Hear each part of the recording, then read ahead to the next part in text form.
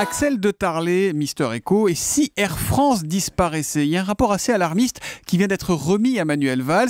Air France souffre notamment de taxes bien plus élevées que ses concurrentes, Axel. Oui, c'est un paradoxe, il y a toujours plus de passagers dans le ciel, mais il y a de moins en moins d'avions français. En 10 ans, la part du pavillon France, donc il s'agit d'Air France, mais aussi de Corsair, d'Air Caraïbes, d'Aigle Azur, etc. Donc la part des compagnies françaises a reculé. On est passé de 54 à 46% dans le ciel français. Et ce qu'indique ce rapport, qui est assez surprenant, encore que finalement, malheureusement, on est guère surpris, les compagnies françaises souffrent d'être surtaxées bien plus que les compagnies étrangères. Tenez-vous bien, les compagnies françaises seraient 11 fois plus taxées que les compagnies allemandes ou néerlandaises. Je précise que ce n'est pas un rapport écrit par le MEDEF, mais par Bruno Le Roux, le président du groupe socialiste à l'Assemblée nationale.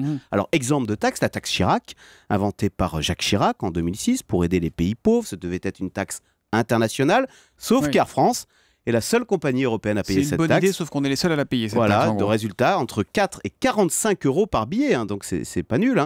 Autre taxe surréaliste, la taxe pour correspondance. Vous changez d'avion à Roissy, boum, 12 euros de taxe. Eh bien, mise bout à bout, toutes ces taxes vous font préférer la concurrence. Ajoutez à cela quelques grèves et on comprend qu'Air France soit déficitaire depuis maintenant 6 ans et va encore l'être cette année. Bon, une fois qu'on a dit ça, qu'est-ce qu'on fait? Il faut supprimer toutes ces taxes? Ça va pas être évident, j'imagine. Écoutez, il faudrait, mais c'est pas ce qu'on va faire. On va refiler le mistigris. Que préconise ce rapport?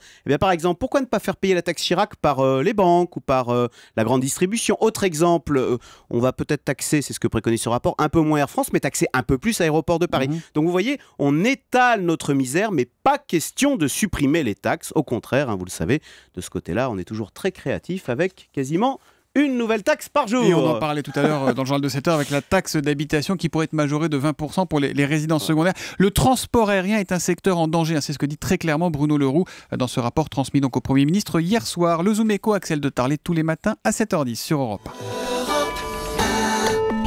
1.